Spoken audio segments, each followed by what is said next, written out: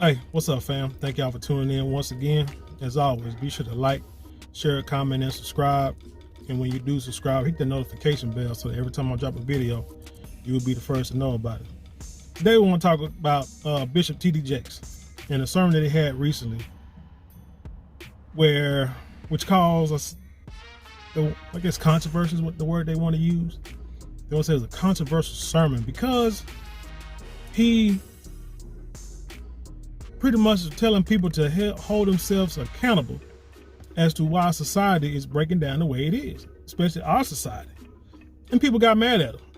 And it's crazy because when I heard what he said, I didn't feel no two types of ways about it. Matter of fact, it made me want to go and actually watch or try to read different articles and stories to see exactly what he said, or even watch more parts of this sermon, which are online, it's on YouTube. Matter of fact, I probably put a description in the link below. And but he talks about the situation on the man and women's side, but like clockwork, a lot of women got upset. Took one little 1 minute snippet of an hour-long sermon, and all hell breaks loose. No pun intended. But let's get into this article because I think it's some things that people are missing or they want to miss and not really don't want to understand the whole thing. And this is why our society, one reason why our society is the way that it is, because nobody wants to be held accountable. But anyway, this comes from the Christian Post, and the title is T.D. Jakes says society breaking down because, quote, we are raising up men to be women. It says mega church pastor T.D. Jakes suggested in a recent sermon that families are being lost in contemporary culture because, quote, we are raising up women to be men while subverting their femininity, end quote. Now, this sermon was given on, let me just say this, the comments made by the leaders of the Dallas-based megachurch of Potter's House came during a sobering Father's Day message bill, Real Men Pour In. The message currently has nearly 600,000 views on YouTube. Now, number one, sermon was given on Father's Day. That's almost 2 months ago.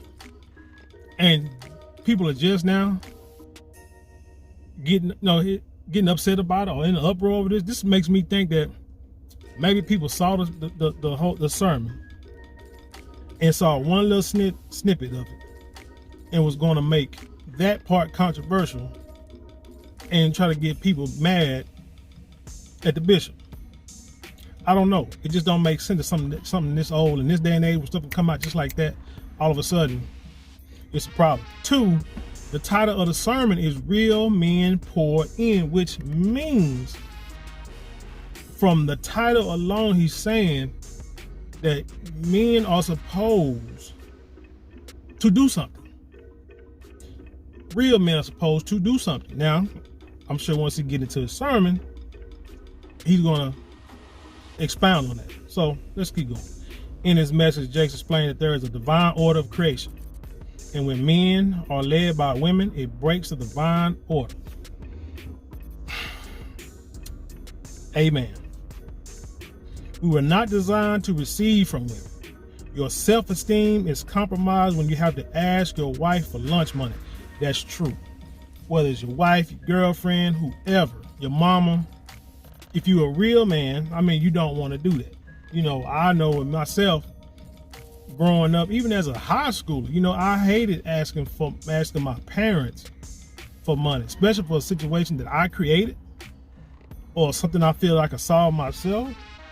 I didn't like asking them for money, it's because they do enough. They did enough. They taught me how to take care of myself.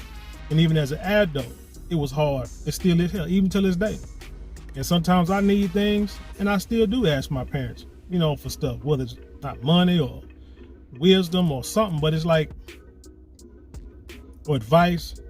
It's just, it's just hard as a grown man to seek help from someone. And it's definitely hard and from a man to try to, a real man. Because you got these sorry ass dudes out here that live up under a woman, don't do nothing, don't work, don't supply, don't produce, be there, don't pay a bill, use her car to, to go, kick it with his his other girl while she go to work, this and the third. It's sad. You know, they play video games, smoke weed all day, smoke 420 all day, and that's all they do. And the woman, she allows it because the woman wants to be in control. Woman, you know, that woman kind of woman wants to be in control, wants to be the one to say, I'm independent. I don't need your help. You just here as a warm body for me when I'm, you know, when I go to sleep at night.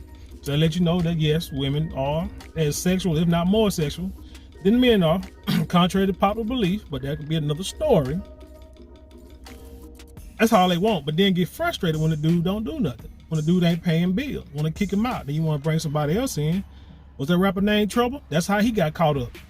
Because one was in a situation with a sorry dude who didn't work, didn't do nothing. She got mad, put him out because he didn't pay the bill.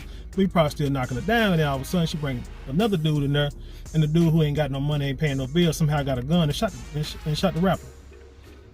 But again, these women allow this, and they don't want to act like they have no culpability at all of the situation. But you're grown just like I'm grown. Both of you grown. But yeah, there got to be an order of things. There's got to be where, if you are supposed to be, you know, your grandmama taught you about church and about the Bible. If you were raised in the church, grew up in the church, you know that your husband is supposed to be the leader of the house. The leader of the house. So in turn, he really is supposed to be the breadwinner or the main breadwinner in the house. The responsibility lies on him, because I don't give a doggone what nobody say. A woman can try to control something, but when things fail, the first person everybody turns to, including that woman, is that man. So that's why I'm like, nobody want to hear that. Like, so yes, there is a hierarchy in the world, and it's spoken of in the Bible that same preacher, Bishop Jakes, teaches from. That y'all like these feel good sermons, but when a dude comes and tell y'all some reality, you ain't trying to hear it. But anyway, Real Man Pour In Jakes said, if Adam had not allowed Eve to pour into him, sin would have never came into the world. Sin came into the world because Adam broke the order. Now, not sure if I believe, 100% all the stories in the Bible, but I do believe that there are lessons in the Bible. Every story has a lesson. And that story there has a lesson that yes, there is a hierarchy, that the man is supposed to, like, he did all that work, as the scripture said, Cain was brought up, named all the birds, the animals, creatures, the plants, all that kind of stuff, named all that stuff, and then you allow a woman who was here to be your helpmeet control your destiny. When you knew what to do. She didn't know what to do. You was instructed what to do. And for some reason, because you like, you like them Instagram models, you didn't tell her what she's supposed to do. And she was told by the second angel, the second most powerful angel in the heavens. She was deceived by him. And the rest is history. So says the scriptures. It said, we are not to receive from women. Your self-esteem is compromised when you have to ask your wife for money. Up. And Adam all of a sudden has allowed the curse to come because he stopped pouring in. It said the Dallas pastor warned women to be careful about pouring too much into us. And that's true. Stop giving us too much. Stop doing too much for us. Stop, you ain't got to buy me, Gucci belts and, Gucci drawers and stuff like that, or PS5s or Xboxes or whatever the hell the new video game out, or iPhone 14 or Cuban Links. You ain't gotta buy something. Why? Especially if we don't deserve it. Because really, if a dude is actually working hard making that money, he really ain't gonna want most of that stuff. He gonna be content for whatever he buy himself, or he'll be content for what you get him. You know what I'm saying? If he can tell us act some effort to it, because I'm the type of dude here, if you just buy me some bull corn, you can keep it. Because really, especially if I said you put effort in everything else, but you didn't put effort into my gift or what you're trying to do for me, you can keep it. You can keep the underwear. You can keep the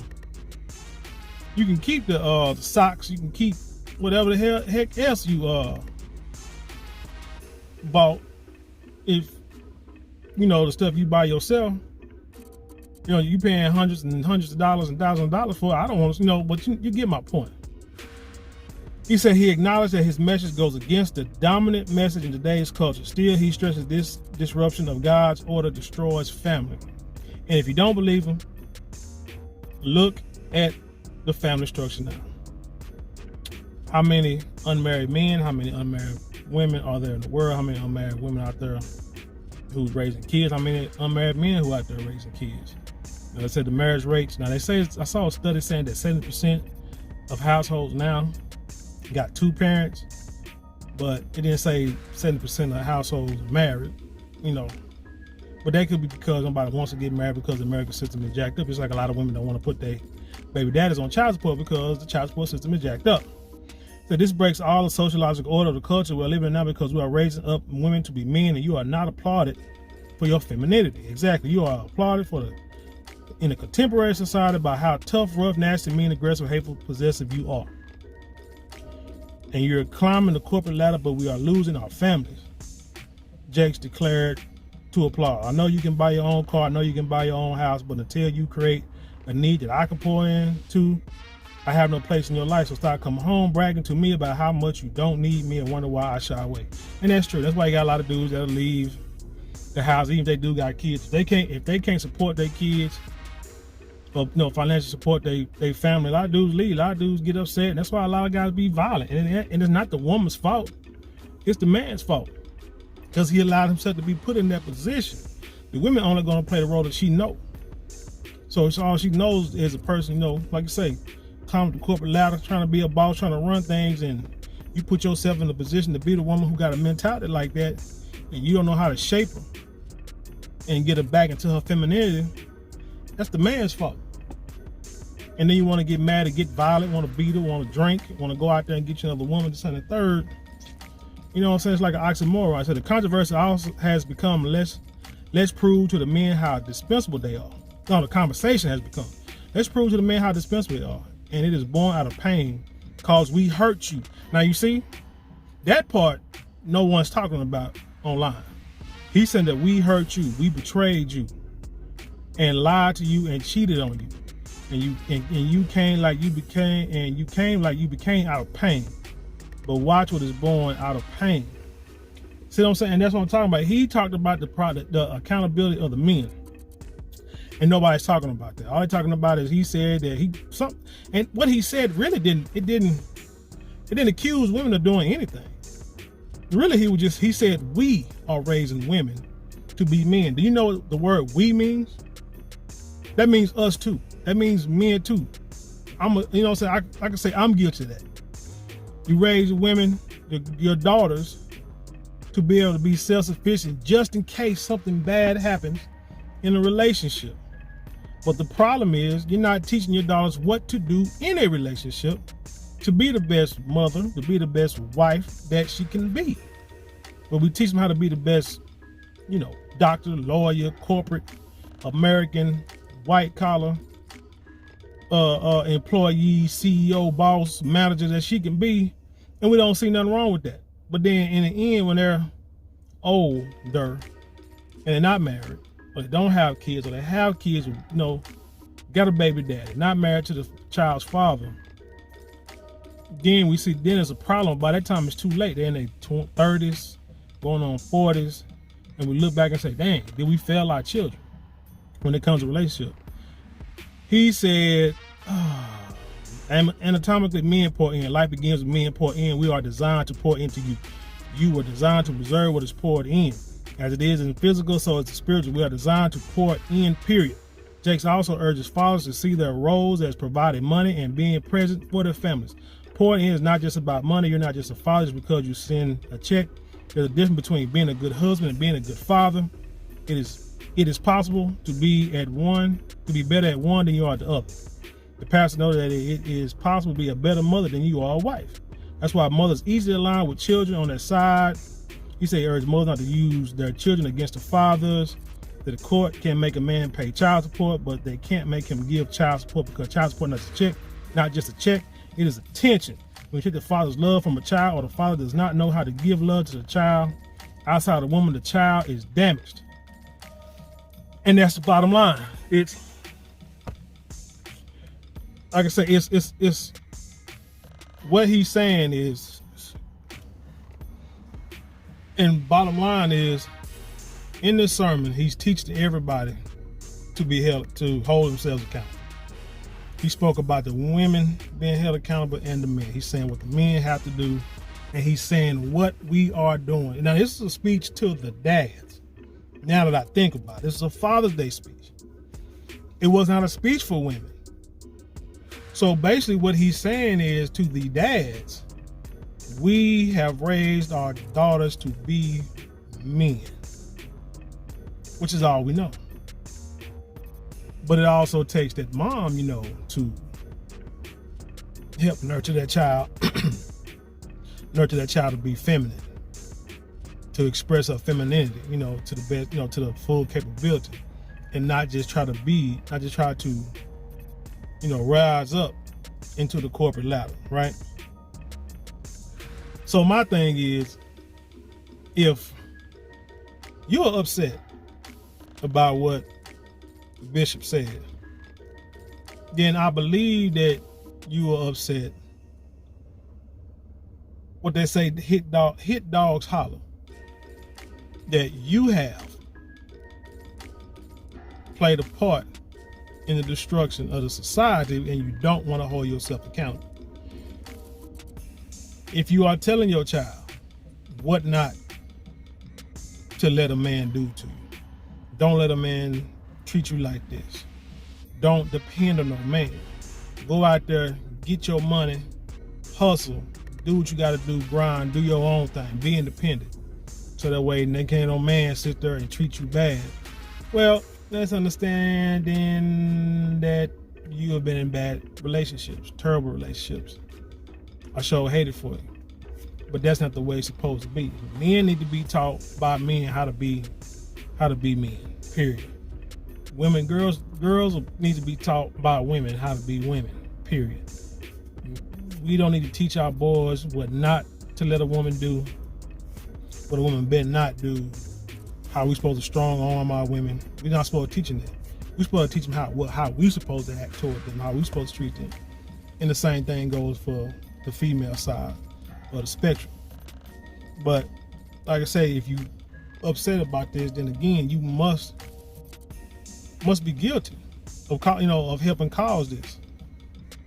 I believe if everybody start holding themselves accountable, understanding what our role is in society, I believe our communities would be a lot better. It'd be a lot less crime. It'd be a lot of less single parents raising children by themselves, when that's not how it's supposed to be. So what? You can raise a child. So what? You can go out there and work 3 jobs while your son is out there in them streets still struggling. I mean, you can buy them all the Jordans you want and PlayStations you want and the Xbox. Like I said, I don't know what the new video game is. I don't play video games. And you thinking that's cool, but heck, if the daddy do that and they'll pay child support, but not that you get mad at him saying he's not in his son's life. But technically you're not either, because you're working all the time. That's not the way it's supposed to be. That's not the way it's supposed to be. But I think people get mad because they don't want anyone to talk about them.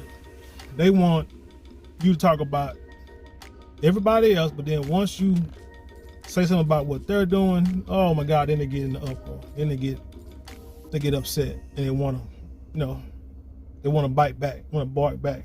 But again, hit dogs holler. But anyway, I don't see nothing wrong with the sermon. I mean, like I said, I'm gonna put it in the description box. Everybody need to watch it. Watch the whole thing before you get upset. Cause like I said, I was tripping out how people got so upset after 1 minute of an hour-long sermon, all because they said something you didn't like. He said something you didn't like. I mean, not even, like I say, 1 minute out of 58 minutes, and that one thing got you that upset. What about the rest of it? You know what I'm saying? Comment on the rest of it. But anywho, that's all I got. Tell me what you think. Leave your comments in the comment box below and then share it with the world. And with that being said, I leave you in peace, and I'll see you on the other side.